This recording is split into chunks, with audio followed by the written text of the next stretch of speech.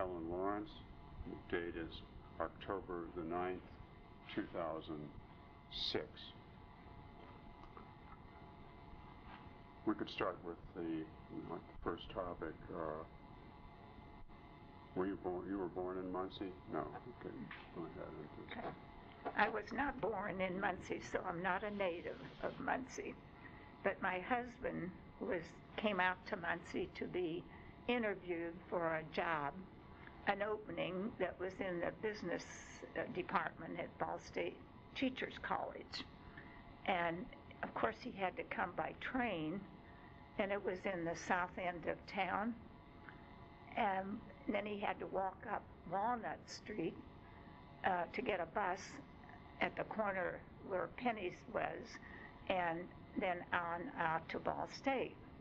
Well, when he came back, he made the remark to me that he didn't think he got the job because there were so many interviewed. This was, right after the war, and there were many people, men and women, applying for jobs. But he said, I don't think you would have liked Muncie anyway. He said when he was walking up the Walnut Street, there would be all these beggars sitting on the corners playing their guitars or singing and with their little cup out asking for a donation. And this was all new to us. And so he just didn't think that I would enjoy Muncie. But it turned out he got the job. And then Ball State was providing housing for us. And so we assumed that we were going to be, having a place to go when we got there. And when we got in, it was on a Friday, I guess. And there was a big convention in Muncie at that time. But when we got to the apartment, they were the barracks that used to be there were some down across from Cobalt Dairy, and that's where we were assigned. But there were also some out on West Gilbert. But our apartment was to be there.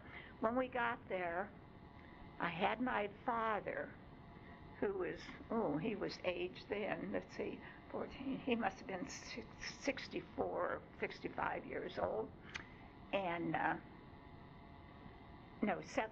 74 years old, and a 15-month-old baby. And when we got to the apartment, the student that was in there had not moved out yet. And this is in the evening, and so we didn't know what to do. So we went down to, we'll just go to the hotel and get a room at the hotel for tonight. When we got down there, he said every room was taken because there was this convention in town. But he said maybe there might be a place out on 32 that was trailer court, and they might have a room for you. So we went on out to 32. They were filled too, so we didn't get any housing there. And then we didn't know anybody else in town, so we thought we'll just go back to the hotel and see what maybe he knew of another place. And we went back, and he tried calling other places, and there just wasn't anything open. So he said, now let me call my wife and see if we can't put you up in our attic. And he did. And his wife said, well, there's only 2 beds. And we said, oh, that's okay, just so my dad had a bed. That was the most important one. And the baby, well, we had a playpen, so we just put blankets down, and the baby could sleep in the playpen. And that's what we did. That's where we spent our first night. Well, that certainly changed any impression of Muncie, that it was the people in Muncie, that they were just great. And then, when we were ready to leave Aliquippa, is where we came from, Aliquippa, Pennsylvania, my husband said, well, if you'll give me he said, I'll go down to the post office and cash in our stamps. And I said, will you have them? And he said, no, but don't you have them? I said, no, but I know where they are. They're in the top drawer of the chest that went on that moving van. So we didn't even have money to pay the movers when they got here. And we did know a name of a person, and it was Margaret Burkhart. And she was a relative of Don's uncle's wife, some way. And we looked her up and found her address, and we went up to her house. We asked her, what to do. And she said, I'll take you down to the bank and let you get a loan. And it was Chester Wingate at that time that was the president of I think it was Merchants Trust, maybe. And so that's what we did. We went down with Margaret on Saturday, and we got a loan to pay off the movers when they got here. And then we were in the barracks that were just right across from Cobalt Dairy on Nichols. So we were very close to the St. Mary Church, St. Mary Catholic Church. And that's why I chose St. Mary, because it was so close. And they were also going to have a school. And we would be interested in that. All right, Siri, what kind of stamps were you These are war bonds. Or war bond stamps. Yeah, war bonds. Not stamps, but war bonds, yeah. And then I've always been a Catholic. My parents were both Catholics, and I went to the Catholic school, so it was just nothing out of the ordinary for our wanting our children to go. Although my husband was not Catholic, he was Presbyterian, but he had no objections to our children being reared Catholic and going to the Catholic school and being baptized and everything with the Catholic religion. He had no problem with that. Did he go to a Presbyterian church? Yes, his father was a Presbyterian minister. So it was a little hard to them to accept a Roman Catholic into their family, because they never thought that one of their boys would marry a Roman Catholic. And we had a very great relationship with them, and everything worked out fine. Well, we came in 48, so that's 58 years ago that we came to Muncie. So we've been in the parish for quite a long time. And I've been very happy with everything in the parish. And I can remember going to the church and with my father going down those steps on the side of the Knoll Hall to get to the church in the basement. Knoll Hall wasn't there yet when you... No, it was just a flat place, but it had the steps going down along the side. And when they got the church built, my first impression of going into that church after being all these years going down into that basement was, oh, what a beautiful cathedral. It just looked so big. We couldn't get over it, how big it looked and how long it took us to get down to the altar from the back. It was great to have a church there, though, then.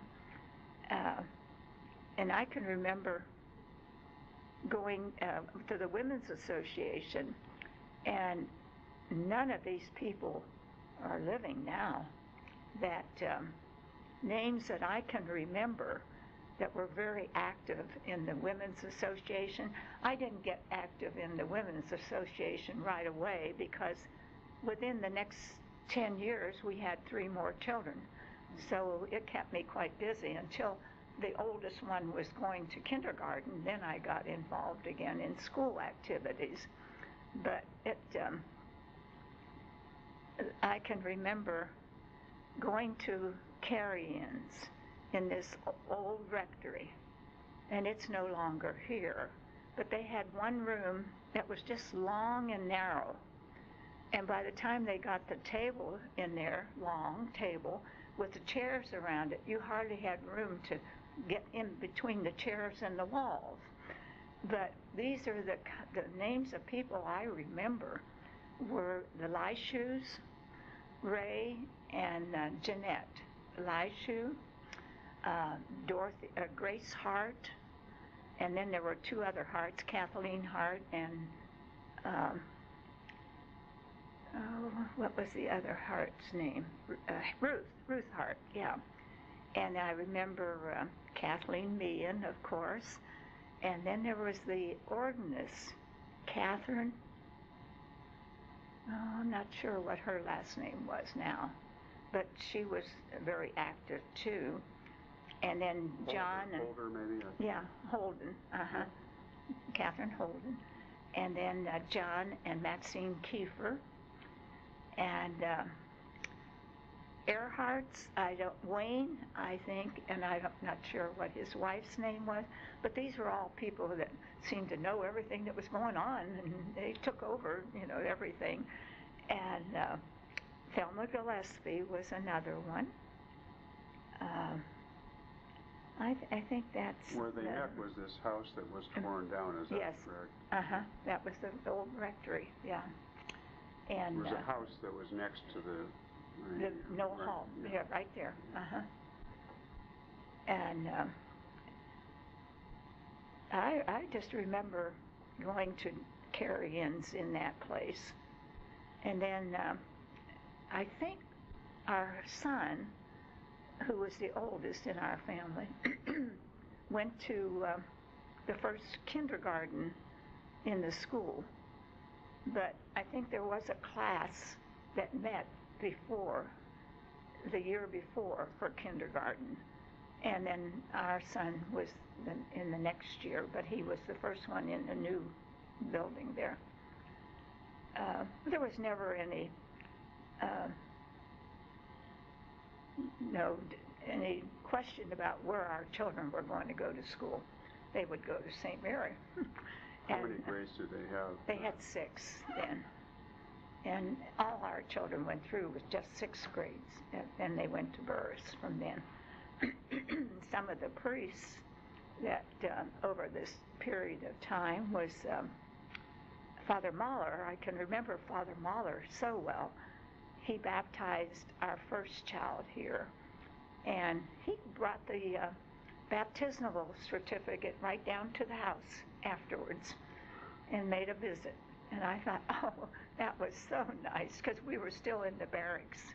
And you can imagine with 2 children then, and my father, and my husband and I, in this little barracks apartment. Well, we stayed 3 years there. Then we knew we had to get out because we had to have another bedroom anyway. And then there was Father Stone, and he was Father Ziegler, and Father Ziegler was here for quite a while. And all our children, they called him Zig. And Father Zig. I don't know, there was the nuns. We became very familiar with the nuns. They were never, they were always looked up to, but they were never set apart. I mean, they wanted to be one of us, and they just didn't want to be they were someone special, but yet they didn't want to be set apart from everyone else. So when we had a birthday party for our girls, I can remember the one birthday party we had for our oldest daughter, and she was born in August. So the invitation said something like, September is the month of fairs, but August is also a month of fairs, and we were going to have a fair birthday party for our daughter. And we had all these booths around in the backyard, and we had gone to the filling station and got these little pennants that they hang out when they have a new opening on one of the gasoline stations. We strung those across the backyard.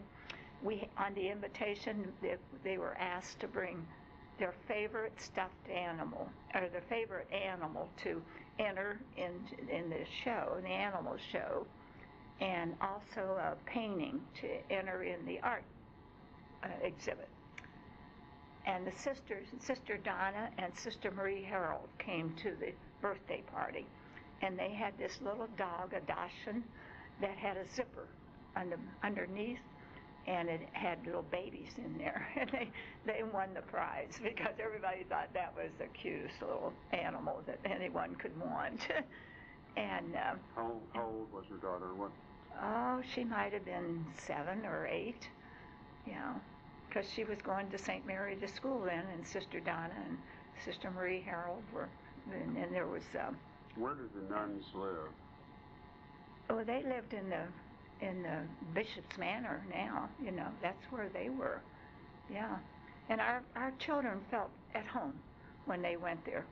They loved to go into the chapel area. They thought that was God's home, and that's where they would like to go to visit. We just never felt like outsiders when we went to the nuns' home there. It was just like going home. The children enjoyed it, and then there was Sister Mary Elizabeth. She was a little more strict than the other nuns, but they all said she was fair, though. She was fair, and they enjoyed her too. They were Dominicans, is that? Yes, they were all Dominicans at that time. Mm-hmm.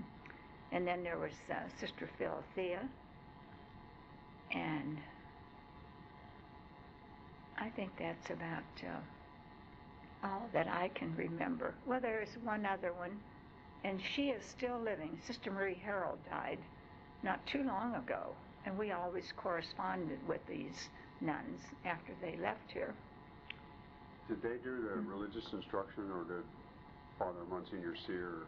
No, they had a Saturday morning, I think, instruction, but they had religion, because I know my husband would have the Baltimore Catechism, and he had to ask the kids the questions that they had to study, and they had to know that. Yeah. Was Father Sear the one that was still giving instructions, or did the nuns give them? I think the nuns were giving it, yeah, then. I think when we came here at Ball State, Dr. Lawrence Scheidler was the only Catholic on the faculty. And so I was really the second Catholic as a university wife. And sometimes you had to say what your religion was, whenever you'd be signing out an application for something. And in fact, I enrolled at Ball State to finish my education. And because 4 years had gone by and we hadn't had any more children, and we wanted more children, we tried, we did everything. And I said, well, I'm not going to do anything more. I'm going back to school. And so I enrolled, and right away I got pregnant again with my second child. So no problems after that. We had 2 others. Then we had 4 children. And as far as any hostility, because I was a Catholic among the university women, there wasn't. The Emmons were here then. President Emmons was the president of the university, or the Ball State Teachers College, and they were just wonderful people. They didn't make any difference whether you were black or white or Roman Catholic or Presbyterian or anything like that. It made no difference to them. They were just a wonderful couple. As far as the view of the future of the parish, it makes me feel so happy when I go to 5 o'clock Mass on a Sunday and see all these young people with 2 and 3 and 4 children going up to communion. I think, and a lot of them are very active right now in the parish too. And I think St. Mary's going to have a great future. I know we have a deficit in the budget, but what church doesn't right now? They're all under the same My husband's church, St. Andrew, is under the same circumstances. They just don't have money to do what they want to do, and that's we have so much property here to take care of that, and I don't think it was one of the priorities on the list in the past of repairing buildings. They were just keeping them. And I don't know what the future will bring, but I think as far as the number of Catholics at St. Mary, I think it's going to be increasing. I look for a very, very good parish in the future here. So. How do you think Muncie's changed since you as far as... Well, see, when we came, it was when my husband came, it was on a Friday night. And then all the stores were downtown at that time. And there was Penny's and Stillman's department store, and trying to think what else might have been down there. Oh, Young's shoe store. All our children got their shoes at Young's. They were all open, and it was a place where you could go for most anything downtown. Was the Ball department store down there at that time? No, I don't think so. Well, yes, I think it was. Yeah, it was there, but not where it ended, not where it was in later years. I think it was down a block or two. I'm not sure about that, but I knew a couple. The husband was at Ball State, and the lady worked at Ball stores, and it was forget what their last name was. Judd, maybe, was his name.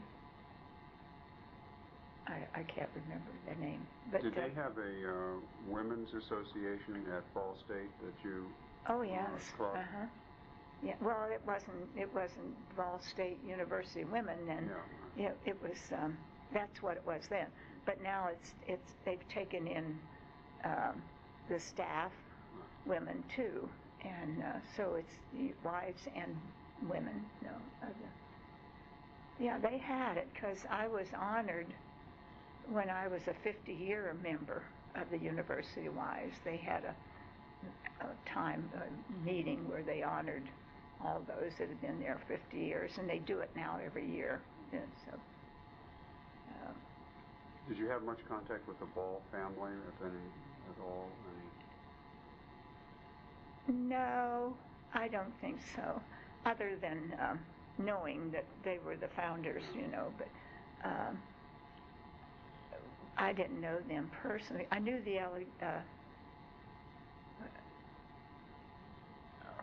forget what. She was real tall, and can't remember her name either. I thought it was one of them was Alexander, maybe. Oh, yeah. Yeah, and we did know them, but we had no contact with them at all. We did, go to the affairs that they had in these big mansions. We thought they were mansions. They are. Not now. They're not compared, to the new homes that are being built. Why, they're really not that big. I mean, they were very big in the time at that time, yes. But when did your husband retire at Ball State? When? In '78. So that he saw 30 a lot years of changes. we've been, yeah. Saw a lot of changes. Oh yes. We enjoyed some of the things that they did in the past that they don't do now, and our children enjoyed them too. Was the leaf rake the night before in bonfire, before the homecoming game. We always look forward to that, taking the children there, and they love to get a rake and rake those leaves and sing around the bonfire. And, well, no more bonfires. No more. No, you can't have any in Indiana now. But those were times that we did remember. And another thing I can remember is there was no smoking on campus. at that time.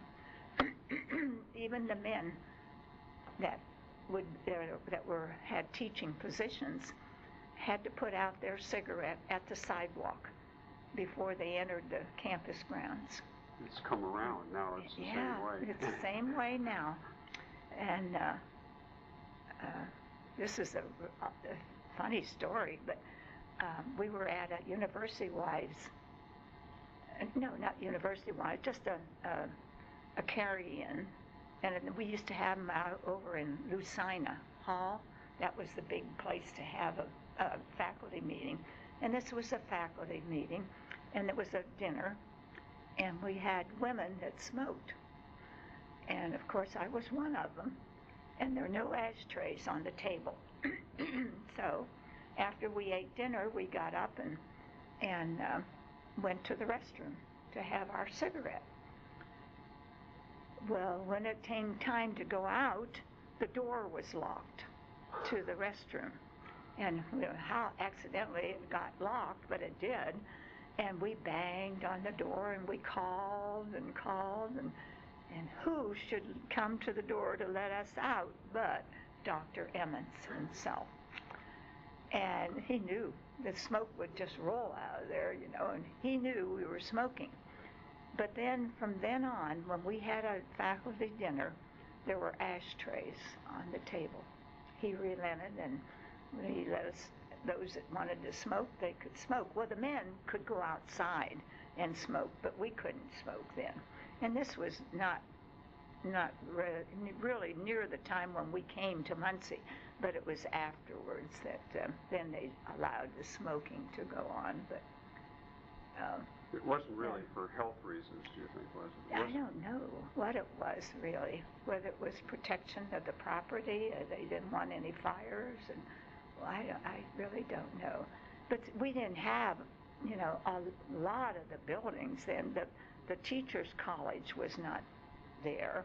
There were barracks down in there for the classrooms and for the teachers' offices. And yeah, my husband's office was on the 3rd floor of the science building. And that was along McKinley there. Yeah, what's the Burkhardt building now? It's what? The Burkhardt building. Yes. Yeah. And that Burkhardt building is the Russ Burkhardt. And not that Burkhardt, but the one, that wasn't the one we knew when we came to Muncie, but it was another Burkhardt. Yeah. Well, I don't know of anything else that. One name I forgot was, and she is a, what do you call it, a member that's been here from the very beginning? Founding member? A founding member or something. Marguerite Barnes. Marguerite Barnes and her mother were very active then. And there was Marguerite Ty. When you went to the basement church, the altar was... You entered the back of the church, and the altar was up down the way. You had to go down the aisle to the altar. Mm-hmm. So you would enter the church from the south side, or how was it? I don't know directions, so no. I don't know. Would you enter from where that old building was? It was next to the rectory, and go down the steps there. The altar was on the other side. On the other end, and the organ was right to the left of the door as you went into the church in the back. The organ was there. And it had these, well, we didn't have many windows. There were high windows down there. And it was all right, but it didn't... Did it have a kind of flat roof? Yeah, yeah. It wasn't very bright down there. I know my dad had problems going down the steps, but then they did put the top on, and I think then after that they started the Newman Club, and they had Father Bates here. I think they had masses then on the top level there for the Newman, because we would go to that sometimes too. Yeah, Lawrence Scheidler was the first faculty advisor for the Newman. Oh, he was. Oh, I didn't know that. Yeah. Well, of course, we weren't interested in the Newman at that time because by that time our children all were going into school. You know, they went first to St. Mary for 6 years, and then they went on to Burris from there. And when the last child, my last daughter, was at Burris in 7th grade, is when I became very active then. And I had Girl Scouting for 10 years, both at St. Mary and Burris. I did a lot, you know, I enjoyed working with the children. I think you can tell I was not a homemaker. I didn't like this dusting and cleaning, and I like to be outside with the kids doing things. Where did you finally move to after you left the barracks? Oh, we lived then for 47 years. We had a little Gunnison house built, and I think it was 24 by 40. But we had 3 bedrooms. And well, my dad had to have one room to himself. And then that only left us 2, but that was okay. We had 2 and we had a basement. And we made that basement into a room for our son. And he enjoyed that, being away from the girls. And we had 1 boy and 3 girls, so he enjoyed that, being down there, and he could play his own music that he wanted and all. And then when we had another girl, then we had to give up the big bedroom to the 3 girls and put 3 beds in that bedroom. And then we took the other middle room, and we had it as our bedroom. It was on Oakland Avenue. And it was misnamed because it should have been Charles. One side of Tillotson was Charles Street, and the other side was Oakland Avenue. And then it ended at our house. And then it turned and went up north, and that was another street. That was Schroeder Road. So, but we lived 47 years there. And of course, we added on and did a lot of renovating. And we didn't have a garage until I think my son's bicycle was carried down for years down to the basement and up in the morning again because we didn't have a garage. And then we finally put on a garage. We could afford it. Is the house still there? Oh, yes. And when the children come back to visit, I sold it 8 years ago. And it was one of the best things I've ever done in my life because I could not keep up. Our house was on a large lot, and it was a lot and a half, so it was 90 feet, you know, one way, and then 125 feet back, and it just got too much for me to take care of after my husband died. He died in 92, and it was too much for me, so I moved and sold the house. It's being kept up beautifully. Every time the children come back, why, that's the first thing they want to do is go by the house and see if it's being kept up, and it is. It seems like there were a number of Gunnison houses in Muncie that were built. Walter Fisher was the owner of all these. He was the builder contractor for all these Gunnison homes. And there were a whole area down off Tillotson that was nothing but Gunnisons. But ours was the only one in our area where we settled, was the only one up that way. And you know, for $9,000 at that time, we had the house built. We had to pay $1,000 for the lot, but $9,000 for the home. Yeah. And it was adequate for us because we had 3 bedrooms. We thought that was a mansion. And then the basement, we did a lot of things in that basement. You were lucky to have a basement in Muncie. Yes. A lot of houses don't have. Our builder, Walter Fisher, knew Muncie. And we told him we had to have a basement, and he said he wouldn't put a basement in. Several places we took him to see lots that were for sale. He wouldn't even consider it. He said no. The water level is very low in these areas, and he would not put a basement in. But the one we picked out there on Oakland Avenue, he said as long as we had a sump pump, he would put a basement in. And because the street sewers were much lower than the basement sewer would be, and so it had to pump that water up. Well, and we found out that other people around that area that didn't have a sump pump suffered whenever it rained. They had water in their basements, awful. And but we were very happy in that house. We had a lot of good memories,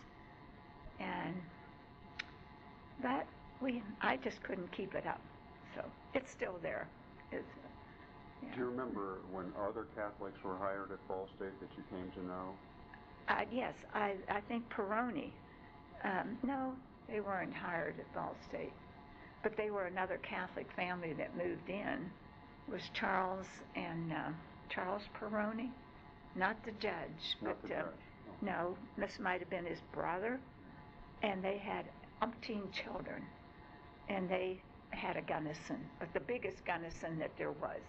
They had it, and because I remember going to their house to look at their home before we had ours built, and I think people by the name of Frank, Joe and Florence Frank, lived on McKinley, and they were a Catholic family, and he was there. And then later on, the Swansons came into the college, and they were both Catholics. The Franks' home on McKinley was moved down to Nichols, and it's a big two-story house that's still there. And they were active at St. Mary. Did any of them ever talk about any prejudice that they encountered in Muncie? Not that I remember. No. I just, I think maybe because my husband not being a Catholic made that difference, because we were just as well established in St. Andrew Church as we were at St. Mary. We did everything that they, required there, and any activities that Don would be in charge of, I went too. And so you knew a number of people from that parish? Oh yes, they're a wonderful parish. Mm-hmm. Yeah, they made me an auxiliary member. I remember talking to Father Grady, and when my husband took ill, and he couldn't drive, and I said to him, well, Father, I wanted you to know that I am going to St. Andrew now for their service. And I wondered, is that okay? He said, well, Helen, it's not what we think, it's what the people there are thinking. Do they know that you are still a member of St. Mary? And I said, oh, yes, they know, and they respect that. And he said, well, then that was all right for me to take Don and stay for the service. Well, we got to know that minister, both ministers, very, very well during John's time there. And then Don's mother and father retired. They came to Muncie and retired at Westminster Village, and they were there for 8 years before they died. And they were a member of St. Andrew's Church, and he many Sunday filled in for the minister there. And you remember Father Grady then when he was here first as the first time in '64, yes, when he first came. And he was so young then. And we were so happy whenever he was reassigned here. We didn't get to know Father McDonald too well. Is that his name? McDonald? Yeah, not too well. the children got to know him better than I did. They went over to see him when he was dying in the hospital. They went over to visit with him there. But I didn't get to know him that well. I suppose you got to know Vivian Sear. Oh, yes. Yeah, and Vivian Sear is a name that should be on that list that I remember, too, yes. Vivian has been a great pillar of the church, yeah. It's hard for some older people to adapt to the changes that are taking place. But I made up my mind that I'm not going to stand in the way. I'm not going to be negative about these changes. If someone higher up than I think this is what is going to benefit the church, I mean the people in the church, then I'm going to go along with it. And the changes, the one that I really enjoyed the most was when I didn't have to look at the back of the priest on the altar. That was one of the changes that I think that's the best one that they ever made, that he's facing the people now, that his back isn't. And then going from the English to the from Latin to the English, that was fine with me because I could understand what the priest was saying now. And before, I always had to read the one page and then interpret it on the other page. In our prayer books, we had one page Latin, one page English. And I didn't like that. So whenever they made that change, I was all for it. So I think most of the changes was beneficial to the church. Mm-hmm. Any other things that you'd like to talk about? No, I think what part belonging to your parish plays in your life. I think being a member of, especially of the church, I always want to be very active in the church, and it's just like any organization I belong to. If I didn't have the time to give to that organization, I wouldn't join. But if I'm going to join and be a member, I want to do my part.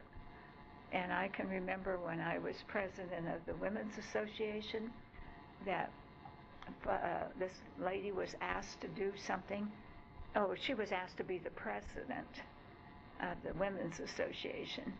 And she said, she had children and she had so many children, and she said, well, I'm a member of this church, and when I'm asked to do something, the Lord says, say yes. So she took that presidency, and she's no longer living, but she did a good job. So that's the way I feel. If I'm going to be a member of an organization, and especially the church, I can remember when I was asked to be the president of the Women's Association, I had worked at Ball State for 10 years previous to that.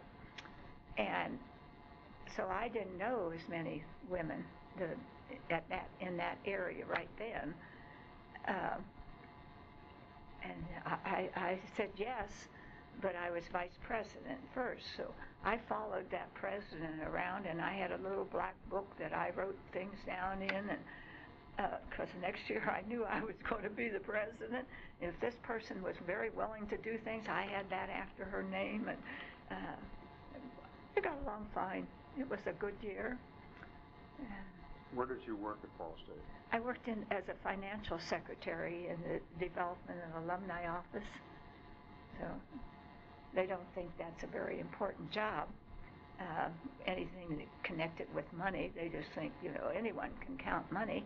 But that wasn't all that we did. We had all these alumni giving money, and we had to write receipts for them. We didn't have the computer came in the year I left. So we didn't have a computer then, but and that was millions of dollars that came through there. They always got a recognition for the university that had the most alumni contributing, and Yeah. But I enjoyed it. But I didn't enjoy it really that much because I didn't enjoy being away from the home and away from my children because we only had one bathroom.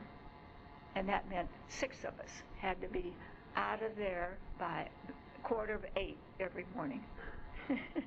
And everybody had their time in that bathroom. They were scheduled.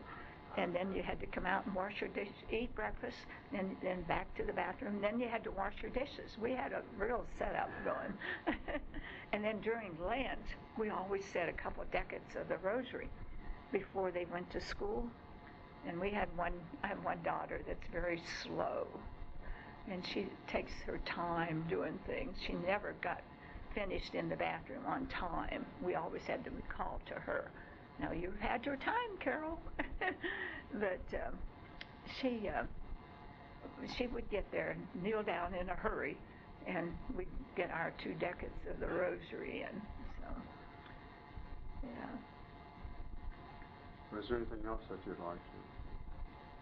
Not unless you can think of something to... I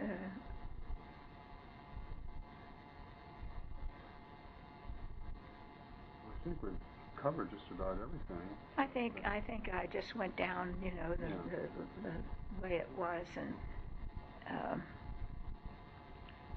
well, we certainly appreciate it. Like I said, you'll be getting a transcript then. Okay. Well, thank you very much for having me. It's always a joy to speak about anything.